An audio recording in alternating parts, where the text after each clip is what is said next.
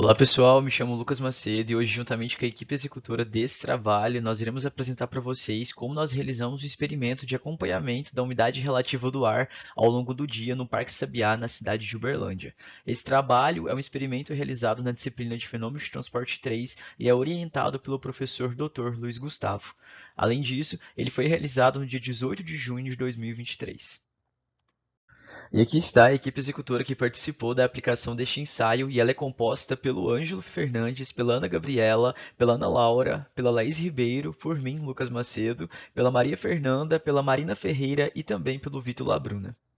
E aqui estão os principais tópicos que nós iremos abordar ao longo de toda a nossa apresentação. Então, nós faremos uma breve introdução a respeito do conceito de umidade relativa, quais os parâmetros que influenciam diretamente nessa variável que é muito importante para nós enquanto seres vivos e também as condições ideais para que ela exista. Além disso, nós falaremos um pouquinho também sobre os materiais que nós utilizamos no nosso experimento e também qual foi a metodologia aplicada para que nós conquistássemos os resultados que nós obtivemos. Falaremos também sobre os resultados que a gente obteve e discutiremos sobre esses resultados, então quais os parâmetros que podem ter influenciado nos resultados que nós conquistamos. Faremos também uma comparação com resultados obtidos pela unidade de controle de umidade aqui da cidade de Uberlândia e também concluiremos com base em tudo aquilo que nós vimos, tanto em teoria dentro da sala de aula, quanto ao longo do nosso experimento.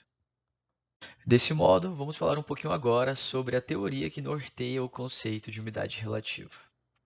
Mas afinal, o que é essa umidade relativa do ar? A umidade relativa do ar é uma relação entre a quantidade de água que eu tenho presente ali naquele ar, conhecido também como umidade absoluta, e o quanto máximo de água que eu posso ter presente naquele mesmo ar, conhecido também como ponto de saturação. A umidade relativa do ar é um parâmetro muito importante para previsões meteorológicas. Então, os meteorologistas eles utilizam esse parâmetro para que assim eles consigam fazer previsões acerca de sequidão, de chuva para os próximos dias, semanas e etc.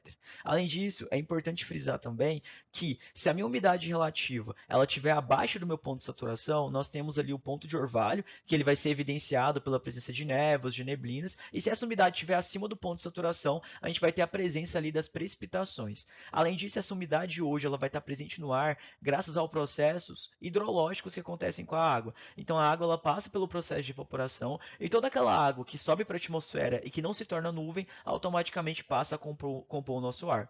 A gente vai ver também aqui que existem alguns fatores que influenciam diretamente a umidade relativa do ar. Fatores esses como, por exemplo, temperatura, presença de florestas, as vegetações, os rios, as represas e a umidade relativa do ar é um parâmetro muito importante para a gente determinar a qualidade de vida dos seres vivos, como a gente vai ver posteriormente. Beleza, agora que a gente sabe o que é a umidade relativa do ar e os parâmetros que influenciam diretamente nessa umidade, vamos entender um pouquinho quais as condições ideais para a umidade relativa do ar e para que hoje nós tenhamos ali uma qualidade de vida considerável. Com a umidade muito baixa, isso é menos que 30%, a gente vai ter muito a presença das alergias, das sinusites, das asmas e também outras doenças que vão ter ali sua tendência de agravamento. Então, a umidade relativa do ar, ela influi diretamente no quesito respiração. É muito importante salientar que as principais doenças que nós temos hoje relacionadas às vias aéreas e à respiração especialmente, elas estão relacionadas também por conta da qualidade da umidade relativa do ar. Quando a umidade relativa do ar ela é muito alta, podem surgir fungos, mofos, bolores e ácaros. Então é muito importante que nós tenhamos ali um meio termo para que a umidade relativa ela esteja presente na nossa vida. Então ela não pode nem ser muito baixa e nem ser muito alta. Segundo a Organização Mundial da Saúde, é recomendado que ela esteja ali numa faixa entre 50% e 60%. Então, 30% abaixo disso, o ar ele é muito seco, que a gente vai ter a presença aí dessas doenças respiratórias. Acima de 80%, o ar vai estar muito úmido, então vai tender à proliferação de fungos e outros determinados patogênicos. E 60%, entre 50% e 60%, é o recomendado pela OMS, mas mais precisamente 60%. Oi, eu sou a Marina e vou apresentar agora todos os materiais e a metodologia utilizada nesse trabalho. Então, os materiais que utilizamos foram 2 termômetros, um pouco de algodão para o casulo, elástico, pipeta com água, um pequeno ventilador e também a carta psicrométrica para utilizar nos resultados. Então, a primeira coisa a se fazer foi a confecção do bulbo com algodão e prendemos ele com o elástico no termômetro. Então, esse passou a ser o termômetro de bulbo úmido. O outro termômetro de bulbo seco não tinha nada. Depois, umidificamos esse casulo com água e repetimos essa modificação sempre que precisava. Ligamos o ventilador em direção ao termômetro do bulbo úmido e, então, como nosso experimento foi feito das 8 às 18 horas, de hora em hora nós registrávamos as temperaturas dos dois termômetros. Os registros das temperaturas foram feitos através de fotos. Então, aqui eu apresento para vocês todas as medições que fizemos no termômetro de bulbo seco, de hora em hora, então, das 8 às 18. Por fim, aqui estão os registros feitos nas mesmas horas, só que agora no termômetro de bulbo úmido. A seguir, fique com o vídeo que nós gravamos para mostrar um pouco mais de como foi o experimento e de como foi passar o dia no Parque do Sabiá. Boa tarde, galera. Boa tarde, pessoal. Hoje estamos aqui no Parque do Sabiá, eu, a Is e a Maria Fernanda, e a gente vai mostrar um pouquinho do nosso experimento de aula de fenômenos de transporte 3 que a gente está fazendo. E mostrar também um pouco do nosso dia aqui no parque. Vem com a gente!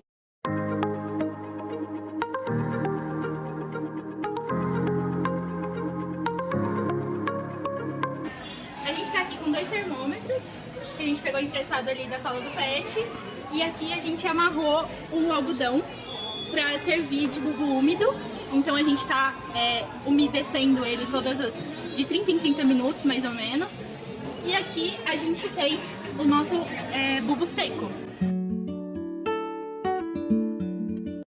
Olá, meu nome é Laura e a partir do que a Marina e o Lucas apresentaram, irei mostrar para vocês agora os nossos resultados das nossas discussões, qual foi o nosso embasamento teórico e qual o equacionamento que utilizamos para podermos encontrar a umidade relativa do ar, que é o objetivo do nosso trabalho. E a partir disso, utilizamos uma comparação usando os transportes de momento, calor e massa, que é definida pela analogia de Chilton-Coulomb. Essa analogia ela é definida pelo coeficiente convectivo de transferência de massa dividido pela velocidade do ar vezes o número de Schmidt elevado a 2/3. O número de Schmidt ele é definido por essa outra equação, que se dá pela razão entre a viscosidade cinemática do ar dividido pela difusividade da espécie A em B. Seguindo o equacionamento, é igualado ao coeficiente de película dividido pela densidade do ar vezes o calor específico do ar vezes a velocidade do ar vezes o número de Prandtl elevado a 2/3. O número de Prandtl também é definido por outra relação, que se dá pela razão entre a densidade do ar vezes o calor específico do ar vezes a viscosidade cinemática do ar dividido pela condutividade térmica do ar, que é igualado ao coeficiente de arraste dividido por 2. Todavia, nós precisamos de algumas hipóteses e considerações para podermos utilizar esse equacionamento e também podemos fazer algumas simplificações. Então, a partir disso, utilizaremos as seguintes hipóteses. Sem acúmulo de energia, ou seja, nosso processo estará em estado estacionário. A entrada de calor é definida pela lei de resfriamento de Newton e a saída de calor se dá pela evaporação de água no bulbo úmido. E, posteriormente, iremos igualar a lei de resfriamento de Newton é igual à evaporação de água no bulbo úmido, uma vez que a entrada é igual à saída. Não há presença de arraste, então o nosso termo lá da analogia de Chilton-Coulomb, CF/2, que é o coeficiente de arraste sobre 2, será cortado. Não há reação química, nem efeito Joule, nem radiação. Desconsiderar a radiação pode trazer um certo erro para o nosso trabalho, uma vez que a gente sabe que os corpos eles emitem e absorvem radiação, porém é algo desprezível. Não há geração ou consumo de energia. Assim, a partir das hipóteses e considerações que fizemos, igualamos a lei de resfriamento de Newton igual à perda de energia causada pela evaporação de água no bulbo úmido, ou seja, entrada de calor é igual à saída de calor. E o objetivo aqui nessa primeira equação é isolarmos a concentração de água no ambiente, que é o valor que nós queremos desse primeiro equacionamento. Ao isolarmos, teremos uma razão entre coeficiente de película dividido pelo coeficiente de transferência de massa. E essa razão será definida pelos 2 primeiros termos da analogia de Chilton-Coulomb que mostrei para vocês. Dessa forma, a concentração de água no ambiente será definida pela concentração de água na saturação, menos a densidade do ar, vezes o calor específico do ar, vezes a razão de número de Schmidt dividido pelo número de Prandtl elevado a 2/3, vezes a diferença da temperatura do bulbo seco menos a temperatura do bulbo úmido, dividido pela massa molar da água, vezes o calor latente de vaporização da água. assim obteremos a concentração de água no ambiente. E ao encontrarmos a concentração de água no ambiente, finalmente poderemos encontrar a umidade relativa do ar. A umidade relativa do ar é definida pela pressão parcial da água dividido pela pressão de saturação. E a pressão parcial da água é definida pela equação de Clapeyron dos gases ideais, onde PV é igual a nRT. Essa é uma consideração válida. Considerando esse equacionamento, N sobre V é a concentração. Então, a pressão será definida pela concentração de água no ambiente, vezes a constante dos gases, vezes a temperatura de bulbo seco, dividido pela pressão de saturação. E a pressão de saturação pode ser definida pela equação de Antoine com os coeficientes ajustados para a água. E com isso, finalmente obteremos a umidade relativa do ar. Ei, gente, tudo bem? Eu me chamo Vitor. Eu vou explicar aqui para vocês um pouco do resultado de discussão desse experimento que a gente fez, tá bom? E para isso, a gente utilizou essa carta psicométrica, né? Que essa carta psicométrica é um diagrama que permite utilizar a correlação de uma temperatura de bulbo úmido, né, com uma temperatura de bulbo seco, e com isso a gente consegue determinar a umidade relativa do ar, ok?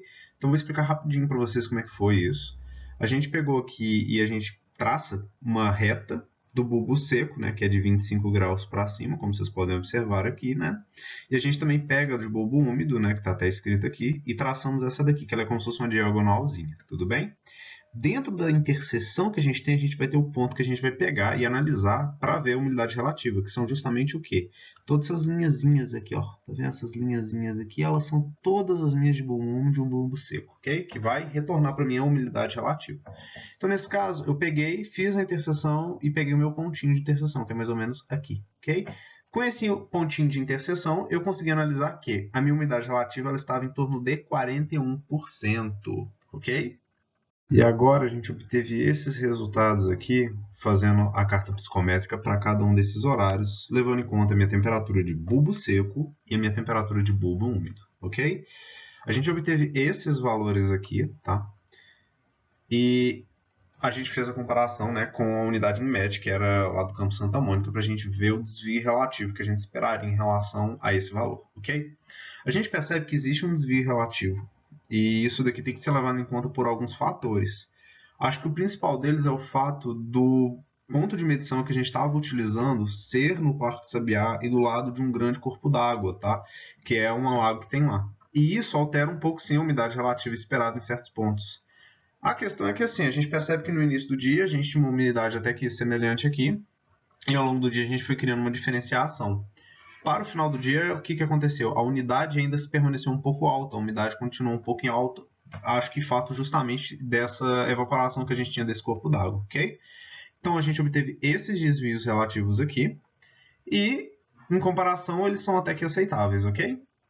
Gente, e por fim, assim, a gente vai fazer só uma última comparação aqui, que são a parte dos resultados que a gente fez pelas contas mesmo. Então, além da carta psicométrica, a gente também utilizou aquelas fórmulas que foram mostradas para vocês também para a gente fazer esses cálculos. E a gente também fez a comparação, então esse daqui seria o experimental, né, que a gente obteve, e a gente também obteve o que é a medida da UFO, né? E aqui a gente pode ver um desvio até que muito grande. Então, o que acontece? Pelo fato, que nem eu tinha explicado no último slide, de que estavam perto de um corpo d'água muito grande, isso pode ter influído bastante nos resultados, ok? Então é isso. Através dos resultados obtidos, vou dar início à conclusão do nosso trabalho.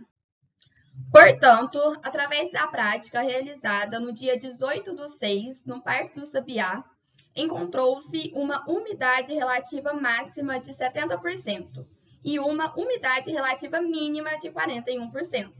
E deve-se ressaltar que a média da umidade ao longo do dia foi de 52,73%, com um erro relativo médio de 27,14%. Então, é notório que o desvio médio relativo obtido ao longo do experimento é decorrente de erros humanos na manipulação dos instrumentos e na aferição das medidas, além de outras fontes de distorção, como a condição climática, visto que o experimento foi realizado entre a mudança de estação do outono para o inverno.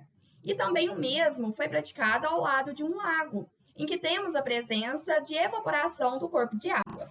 Assim, para que os resultados fossem mais satisfatórios, deveríamos ter realizado perante a um clima e ambiente seco. Por fim, essas foram as referências utilizadas durante todo o nosso trabalho. Muito obrigada e até mais!